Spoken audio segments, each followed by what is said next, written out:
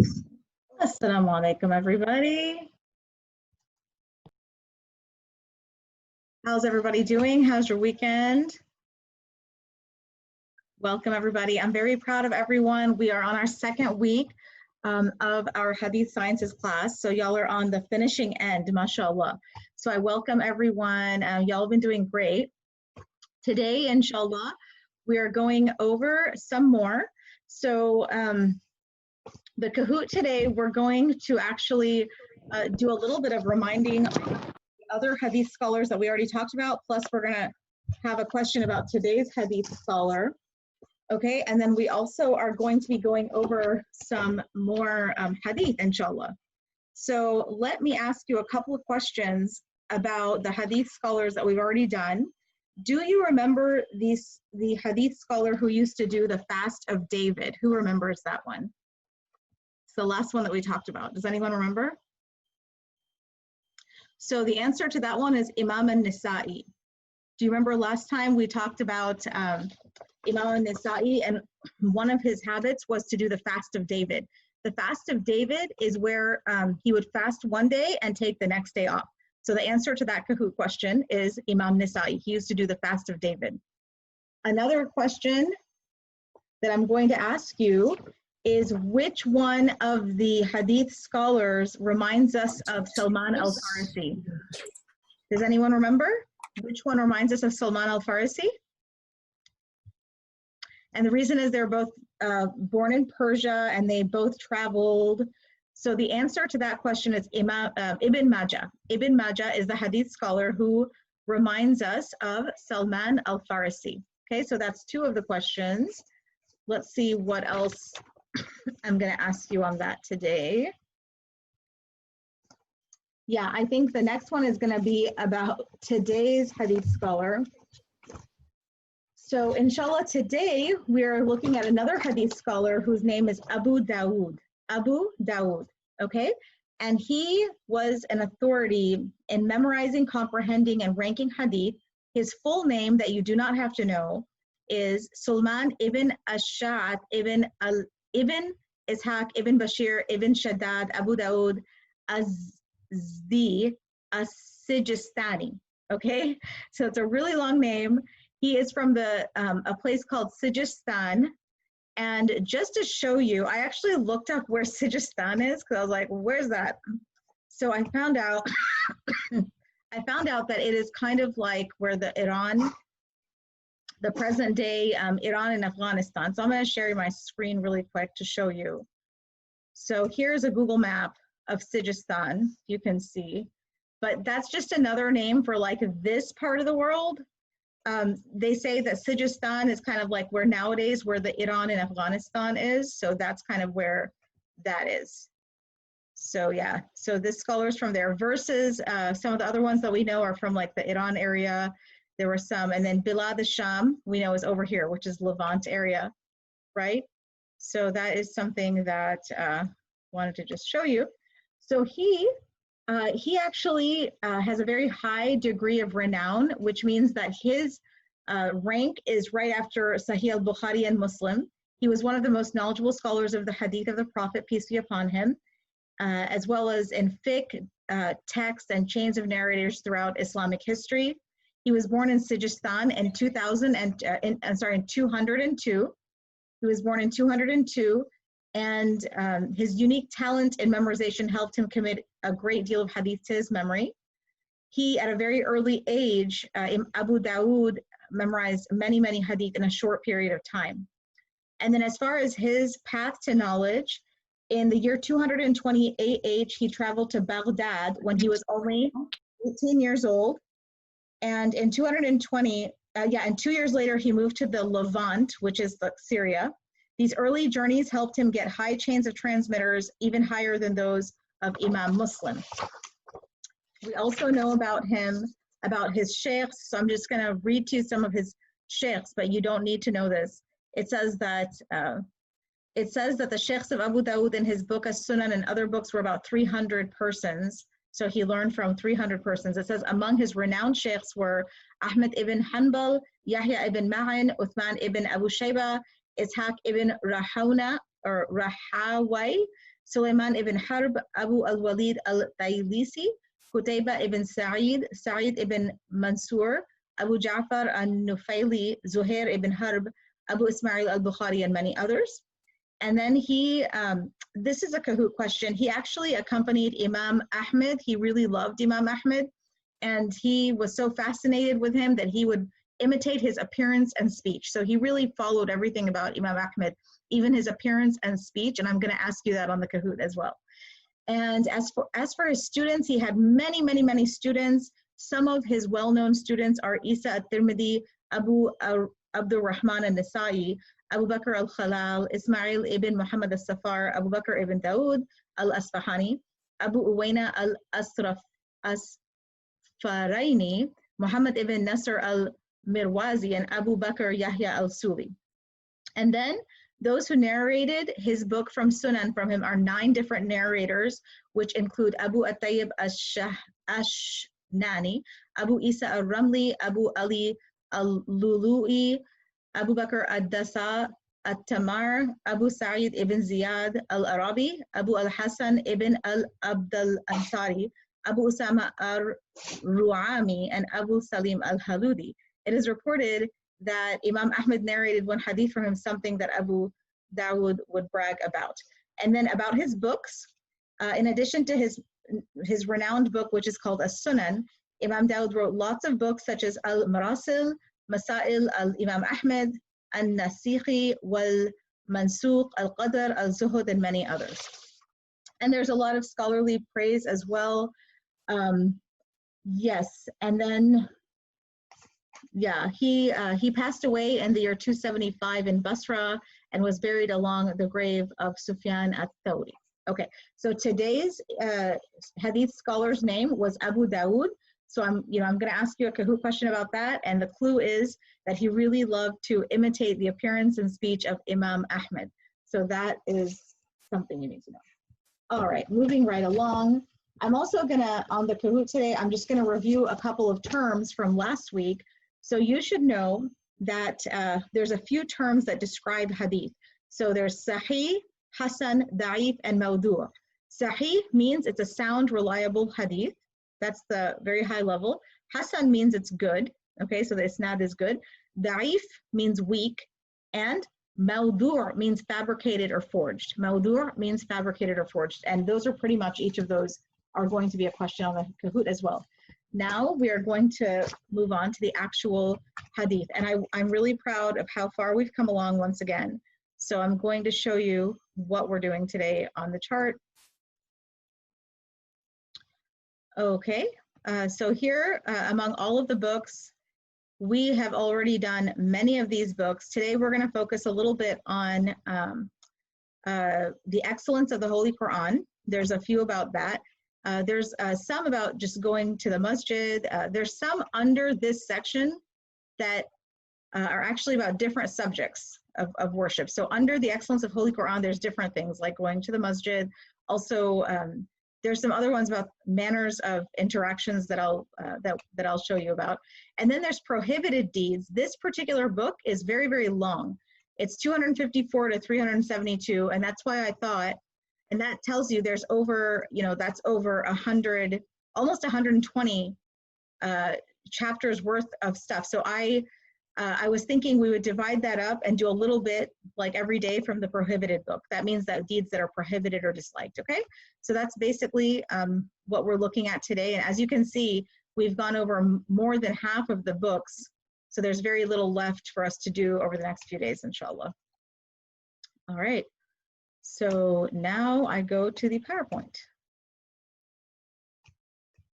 Let me do slideshow and screen share from the beginning. Hadith class number 6. So the first one, as we mentioned, we're going to do virtues of reading the Quran. I want you to notice that this is on page 510. It's volume 2. It's the book of merits and excellence of the Holy Quran. It's chapter 180. You have the Arabic, then you have the English right here. I can do the first one. So this one says, Hazrat Abu Umama radiallahu an, that's the isnad. relates that he heard the Holy Prophet sallallahu alaihi wasallam say, and then you have the matan, study the Quran regularly, for it will act as an intercessor and entreat for its readers on the day of judgment. And then you have the collection is from Muslim. So what does this mean? This means that when you read the Quran, when you study the Quran, it will be like this asset for you on the day of judgment, where it will count as a witness for you. It will be an intercessor for you. That means that it's going to help protect you and come between you and any calamity on the day of judgment. So on the day of judgment, as you know, we're all going to be judged. We're all going to be given our deeds, and the decision is going to be made where we go, you know, for our destiny, whether we go to Jannah or hellfire, and what extent, what rank, how long we're going to be there. So if you read the Quran, the more you read the Quran, the more this is going to help you, because it is going to be an intercessor for you. And that actually is a very, that's a pretty big deal, because that is a day when nothing will help you, right? Nothing and nobody will help you, not your parents, not your children, not your best friends, not your money. So if anything is an intercessor for us on the day of judgment, we think of that as a really big deal. We think of that as we really need to take care of that. So let's go to the next one, and let me see if I can get a volunteer for the next one. So yes, Shanzana Rahman raised hand. Okay, so Shanzana, will you please read number 993? Hazrat Usman ibn Affan radiallahu anhu relates that the Holy Prophet sallallahu alaihi wasallam said, "The best among you are those who have been learned the Quran and teach to others." Very good. And what collection is that, Shanzana? Right here was my cursor. Bukhari. Bukhari. MashaAllah. Thank you, Shanzana. So this is a very, eye-opening hadith, because it's saying the best among you are those who what? Who have learned the Quran and teach it to others. Why is this very eye-opening? Because see, in the dunya, we are usually looking, when we think of someone who's the best, sometimes you think of, someone who has the most qualities or skills. They are the best in their academics. They're the best in their athletic ability. Maybe they have the most money, the biggest house, the best, the best job. But here, this hadith is telling us that no, it's actually, according to Islam, the best among you are those who have learned the Quran and teach it. Now, this is not someone who necessarily has a lot of money or beauty or popularity or all of those things. It doesn't mean that this person is famous. It doesn't mean that this person is influential or any of those things that we think about for dunya. This is the person who has learned the Quran and teach it to others. That is the best person.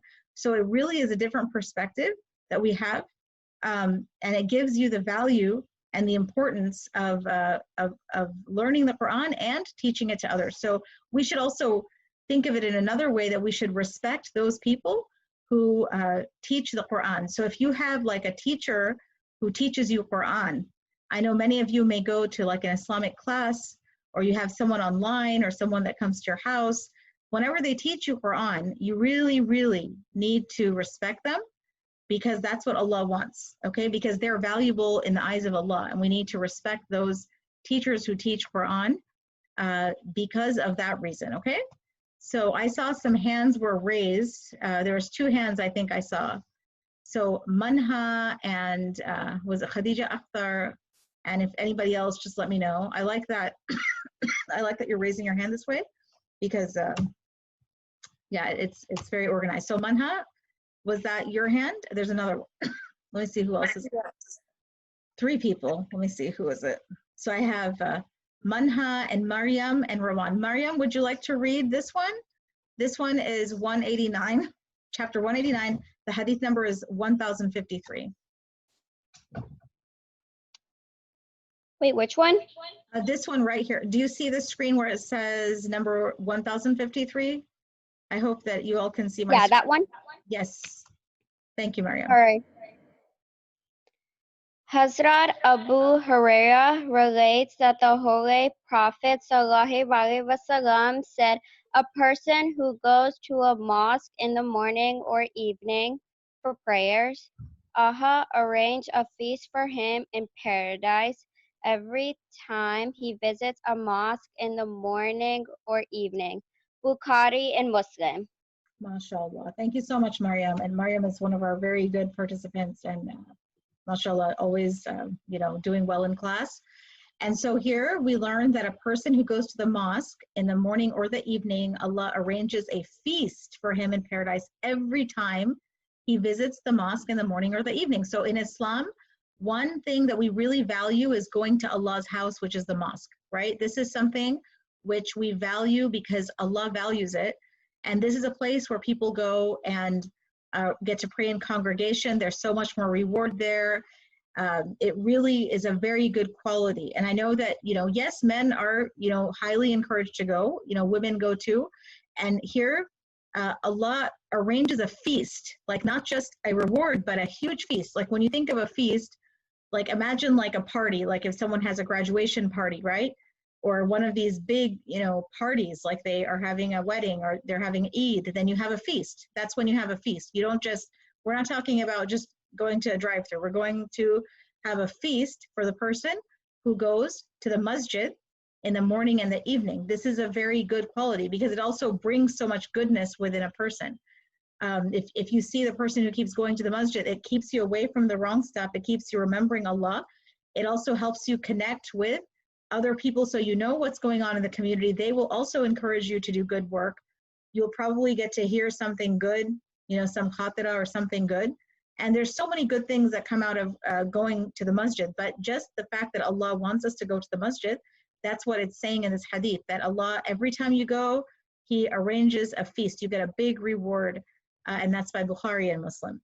And I think we had some more people that raised their hand. I think there was Manha, was it Rawan, was it Khadija Akhtar? You can remind me.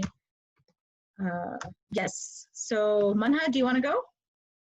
Yes. Yes. And so it's number 1054. Go ahead. Okay. Hazrat Abu Huraira radiallahu anh relates that the Holy Prophet sallallahu alaihi wasallam said, "One who purifies himself makes his ablution at home, then goes to the houses of Allah, the mosque, to discharge his duty to Allah subhanahu wa ta'ala, to offer obligatory prayers. His one step towards a mosque wipes out a sin, and another step raises his status." By Muslim. Thank you so much, Manha. Beautiful. So this is another kind of reward, and anybody can get this reward. Child, woman, man, old, young.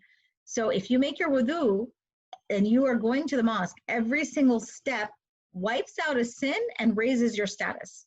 And, sometimes we talked about it in our family. It's like every time you turn the wheel of the car because, yes, you're walking, but sometimes you're in the car. So every step you're going to the masjid, every single step wipes a sin. Imagine the person who lives far away. They're going to get more sins erased, right? And they're going to have more, status, So this is a very good reward. So remember that when you're going to the masjid. I know we're on lockdown right now, but it's in our heart, to go to the masjid. But normal times, we get so much reward, we get so much forgiveness for every single step. That's the beauty in Islam, is that every effort we make, Allah counts every bit of effort. So one person lives 1 mile away, one person lives 10 miles. Obviously, the one 10 miles has to take more time, more gas, more everything. Allah notices that. He notices that you are making more effort, and that applies to everything in your life, So, whether it's wearing hijab, whether it's sharing, whether anything good that you do, the more effort it takes, Allah is noticing that. So, alhamdulillah, that's one good thing in our religion. Okay, the next person, Khadija Akhtar. Excuse me. Khadija, if you can read 1554. Is Khadija there, or was it, I think there was another one, Rawan? Yeah, let me see who else. It says, 150, yeah, 1554. Yeah, if you can see my cursor, it's that one right there. Hazrat Samura bin Jundub radiallahu anhu reports that the Holy Prophet sallallahu alaihi wasallam said, "Do not curse anyone among yourselves, with the curse or wrath of Allah, or with the fire of hell. Abu Dawud and Tirmidhi has said this is sound and good. Very, very good. Was that Rowan? Is that your name? Was that Rowan? Yeah. Okay. Thank you very much, Rowan. So this is a different subject. It says that we are taught not to curse people, or don't curse them with the wrath of Allah or with the fire of hell. Because see, sometimes when we're angry, we say so many things. You know, sometimes people easily say a bad word, or they say something that they don't mean to say. But here we are specifically being told not to say that, okay, may you go to the hellfire, or may you have the curse of Allah. These are things we are prohibited from doing. This is from, the book of prohibition. So that's something we do not want to do as a Muslim. Let's see who else has raised their hand. Ted, right? I think that the person's name is Ted. Let me give you one. So yes, Ted, if you can read number 1560 right here, please. Okay. Hazrat Abu Dhar radiallahu anhu reports that he heard the Holy Prophet sallallahu alaihi wasallam saying, nobody should call his brother an unbeliever or transgressor, because if he is not like that, his reproach would rebound upon the person who has said it.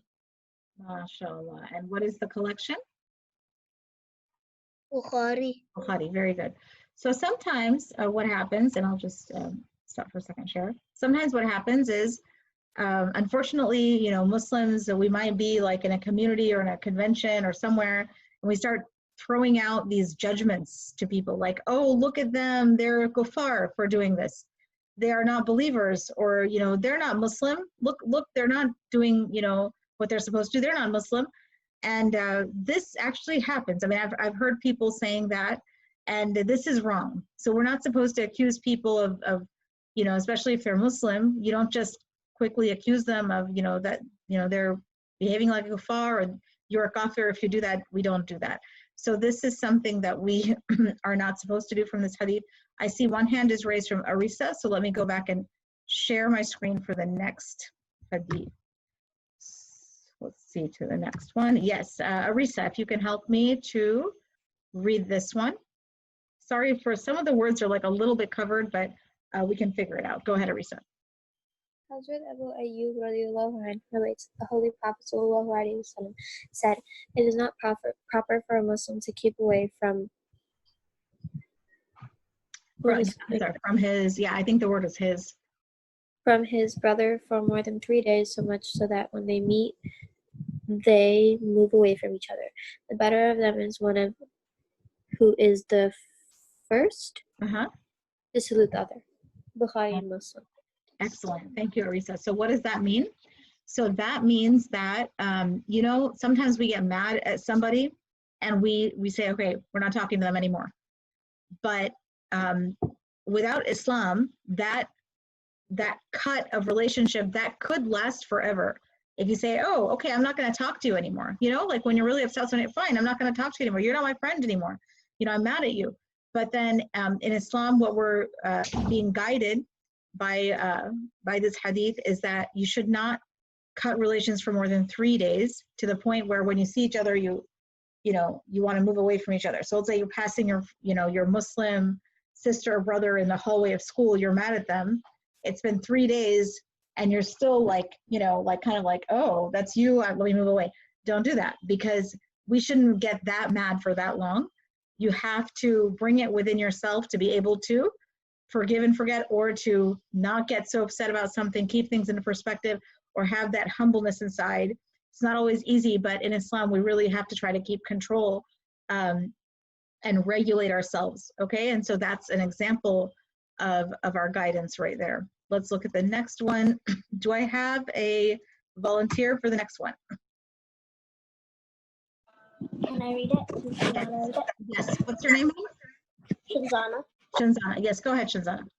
Hazrat Abu Hurairah radiallahu anhu relates that the Holy Prophet sallallahu alaihi wasallam said, "A man commits adultery with his eyes when he looks at a strange woman.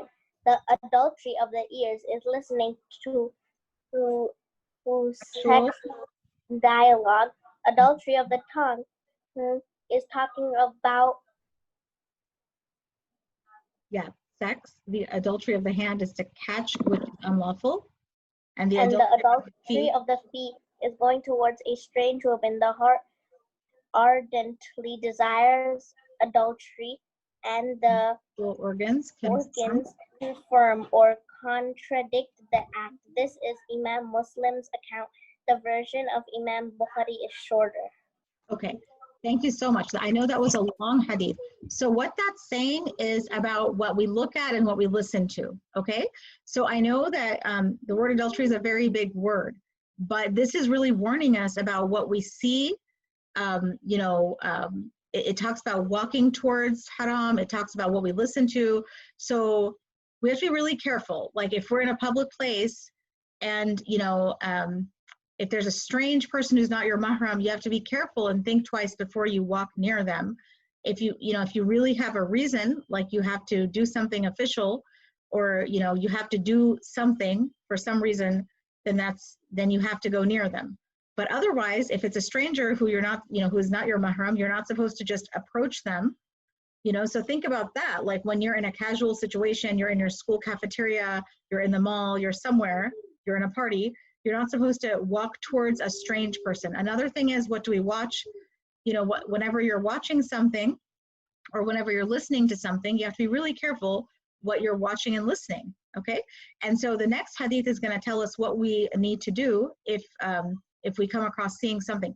So thank you very much for reading that. I see some more volunteers. I see Mariam, Rowan, Ted, and Arisa. So just in that order, let's have Mariam read the next one, inshallah. So, Miss Mariam, go ahead. And I think that's Mariam Al-Daidi, yes. Yeah. Hazrat Jarir radiallahu anh says, I asked the Holy Prophet sallallahu alaihi wasallam as to what should be done when our glance accidentally falls upon somebody forbidden to look at. He sallallahu alaihi wasallam said, turn your eyes. Muslim. Yes, excellent. Good job, Mariam. So we are being told what to do if your eyes accidentally falls on something haram. So this hadith is telling us that we turn our eyes. Okay, turn our eyes. So we talked about this before as a class in another subject area about lowering the gaze, right? Lowering the gaze. There's different ways you can do this. Back in those times when they didn't have technology, they were walking somewhere, like maybe in the market. They're walking from point A to point B, and maybe that's the only way they would see somebody. But nowadays we have more ways, because you see, of course, there's good old television, but then you have YouTube, you have internet. There's so many times when you might accidentally see something, and sometimes it's not accidental. Sometimes you know what you're about to see because you know what show or what YouTube you're going to see. And, who knows? I mean, there might be other ways, anything that's printed material, whatever. The point is that you either lower your gaze, or nowadays you can turn it off, turn the channel. You can also, we're responsible what we get into, right? So you have to intentionally not get in a situation where you're going to be seeing something like that that's haram, okay? So the directions on that hadith is to lower your eyes. And that's, of course, the minimum. You lower your eyes, but you can also turn something off. You can change the channel. There's all things that you can do. Thank you so much. Okay. So the next one, I think we said, Rowan, if you would like to read again, let me see what's next here. Oh, okay. You know what? I think we are finished with the hadith for today. So we'll have you, inshallah, next time. If you can remind me again tomorrow, we are going to do some more hadith tomorrow. We're making really good progress. So we are ready now for the Kahoot. Today's Kahoot's going to be like a little review of some of those terms, a little review of a couple of our hadith scholars, and we talked about what some clues about the question from today's hadith scholar, which was Abu Dawud. Today's hadith scholar's name was Abu Dawud. So let me turn on the Kahoot game, and if y'all could also turn on your games, inshallah. Y'all have been doing great, mashallah. Here we go. So now, 327021. Asma, would you like? 327021. It's a really short today.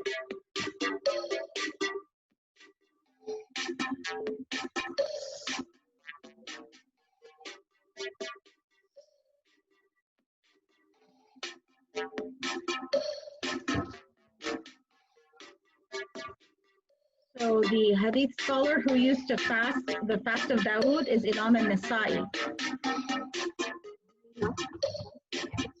Wait, who did we talk about today again? Today's one was Abu Dawood. This one was Abu Dawood. Abu Dawud. The one, what's the one for Abu Dawud? Abu Dawood, so he liked to imitate Imam Ahmed in his appearance and his speech. I'm going to turn the sound down just a little bit. Yeah. Okay, so we got 12 players. Excited for today. Ready, everybody? Bismillah. Let's start.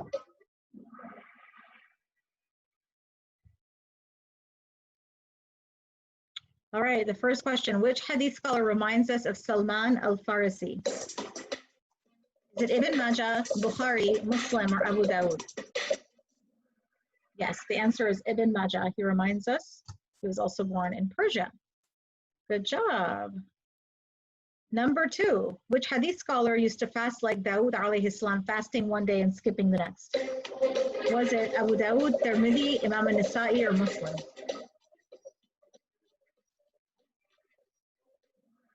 Very good. It's Imam al-Nasa'i. You guys have a very good memory, mashallah. Good job. Next question. Which type of hadith is fabricated? Is it Sahih, Hasan, Da'if, or Mawdu'? Which type of hadith is fabricated? Good. It is Mawdu' hadith. Means it's fabricated. Very, very good. Number 4. Which hadith means sound or reliable? Sahih, Da'if, Hasan, or Mawdu'? Which hadith means sound or reliable? Yes, Sahih hadith means sound or reliable. Very, very good. And let's see what else you know here. Number 5, which hadith type means weak? If it's a weak hadith, Sahih, Da'if, Mawdu', or Hasan? Which hadith type means weak? Very, very good. Da'if means it's a weak hadith. And let's see what our final question is. Today's hadith scholar, Imam Abu Dawud, used to imitate which imam in appearance and speech? Imam Tirmidhi, Imam Bukhari, Imam Salman al-Farisi, or Imam Ahmed? Today's hadith scholar, yes, the answer is Imam Ahmed. You guys did great, mashallah. Let's see here. So today, 6 out of 6 for Mariam. Congratulations. Always doing great. 6 out of 6 for Malia. Always doing great. Congratulations. 6 out of 6 for Arisa. Mashallah, all perfect scores. Very, very good. And Asma and Manha did really great too. You guys are amazing. You remembered a lot from last week. Mashallah, good memory. And congratulations to everybody who played today. We had Arisa, Maliha, Mariam, Asma, Manha, Plush, Muhammad al-Khatib, Sarah, Mariam, Jimmy, and we also have Lana and Khadija. Congratulations to all of you, mashallah. You guys did great. We have 4 more sessions, so we'll be here tomorrow, same time, same place. May Allah accept from all of you. Let's do a very quick dua. Subhanak Allahumma wa bihamdik, ashhadu an la ilaha illa ant, astaghfiruka wa atubu ilayhi wal asr, innal insana lafi khusr. إِلَّا الَّذِينَ آمَنُوا وَعَمِلُوا الصَّالِحَاتِ وَتَوَاصَوْا بِالْحَقِّ وَتَوَاصَوْا بِالصَّبْرِ. Don't forget, it is the 10 days of Dhul Hijjah. Keep doing good deeds. Do a little bit of something every day. And I'm proud of all of you, inshallah. See you next time. Assalamu alaikum wa rahmatullah. Assalamu alaikum.